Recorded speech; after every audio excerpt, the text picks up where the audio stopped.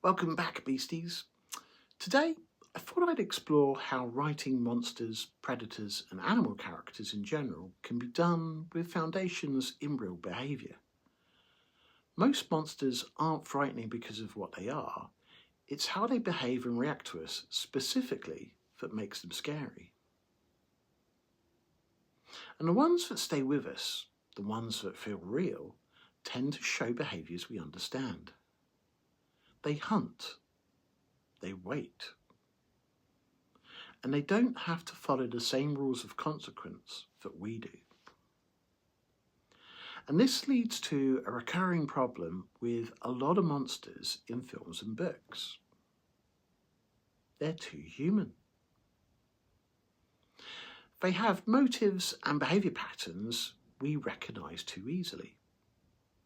Psychopathy, rage, evil cunning. Even the worst attributes of the human consciousness are still ultimately human.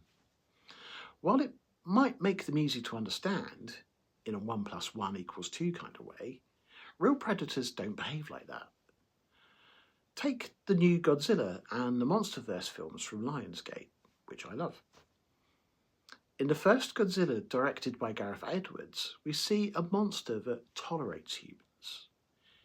He swims alongside aircraft carriers in the same way lions might walk alongside a safari vehicle. We're not important. In fact, we barely register. His purpose isn't to protect us, that's merely a handy side effect. Ultimately, and quite simply, he is responding to a territorial threat.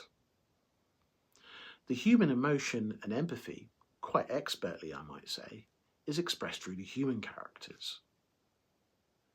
When Godzilla is down for the count in a devastated San Francisco, it is Aaron Taylor-Johnson's look of anguish and pause that makes us relate to what is ultimately a 355-foot tall reptile.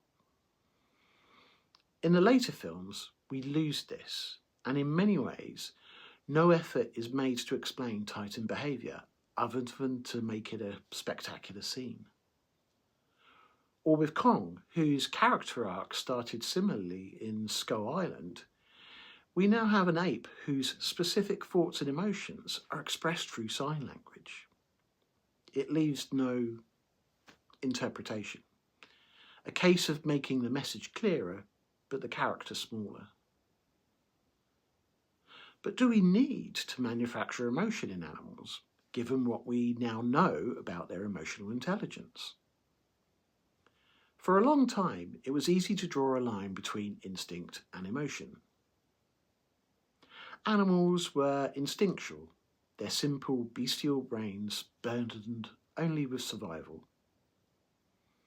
Humans were emotive, creative, empathetic, sympathetic intelligences that recognised themselves as sentient, and we didn't let many others into that club. But the more we learn about emotional intelligence in animals, that line is becoming less certain. We now see mammals seeking contact, reptiles responding to handling, even insects showing preference and pattern. That doesn't mean animals think like we do, but it does mean they experience the world in ways we're still learning to interpret. And that matters, especially when we try to write them. When you're writing predators or monsters, you're walking a very narrow line. Too far one way and the creature becomes mechanical, pure instinct, predictable, perhaps a little flat. Too far the other and it becomes human, overexpressive, overexplained, and less believable. It's more human, but far less monster. It's something I think about a lot when I'm writing. And unlike many human characters, the goal isn't necessarily to make them relatable. It's to give them a way of behaving that feels internally true. I think one of the most useful questions anyone sitting down to create a monster can ask is not what your monster would do, but what the world looks like to it. A snake doesn't see the same world we do. It sees heat. A cat moves through muted tones of sepia and blue and motion, seeing what shifts, not what stands still. Some birds see ultraviolet patterns we'll never be able to perceive. And sharks can detect electrical signals in water at huge distances. So when you write a predator, you're not just writing behaviour. You're writing an entirely different version of reality. And that is what we call world building. Just not the kind we usually think about. And not from a fantasy angle either, but perhaps one equally alien. Unlike in fantasy, it's one where you are constantly having to anchor that world in reality and what we currently know about it. We generally accept that predators don't hate us. They're motivated by survival and hunger rather than vengeance.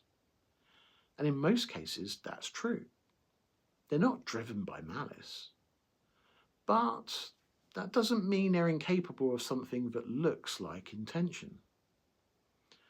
There are cases, rare but documented, where behaviour becomes harder to explain. Animals tracking individuals, returning to specific locations, and focusing on scent, memory, and patterns. For instance, in 1997, in the Russian Far East, a male Amur tiger waited in the snow for its prey. A man, a poacher, one that had killed its mate and cubs. It killed and partially devoured him. Then it trashed his ramshackle cabin, and it tracked the man's scent back to a latrine used at a construction site, which it had also trashed. That sounds a lot like vengeance, doesn't it? And we'll visit that story in a future episode, I do promise. But whether the real reasons for the behaviour lie in territory, trauma, learned behaviour, or something closer to what we might recognise as emotion, isn't always clear. And that uncertainty is where things start to become unsettling. We're very good at recognising human emotion. We're much less comfortable recognising something that isn't quite human, but isn't purely instinct either. And that's where the most convincing monsters live. They're not fully animal, and they're certainly not fully human, but somewhere in between. Where instinct starts to look like intention. If you're writing creatures like this, or perhaps deciding if a creature feature is working for you as a reader or viewer, a few things tend to help. Try thinking in patterns, not motives. Think in senses, not dialogue. Think in risk and reward, not morality. And let behaviour suggest intelligence instead of explaining it. Almost always, the art of storytelling goes back to that same old adage, show, don't tell. Because the moment you fully explain a monster, it becomes smaller. The most unsettling creatures aren't the ones that feel completely alien, and they aren't the ones that feel completely human. They're the ones that sit somewhere in between, where behaviour makes sense, but meaning doesn't quite follow, where instinct feels deliberate, and where we're no longer entirely sure which is which. As always, thank you for watching, and join me again for another episode very soon.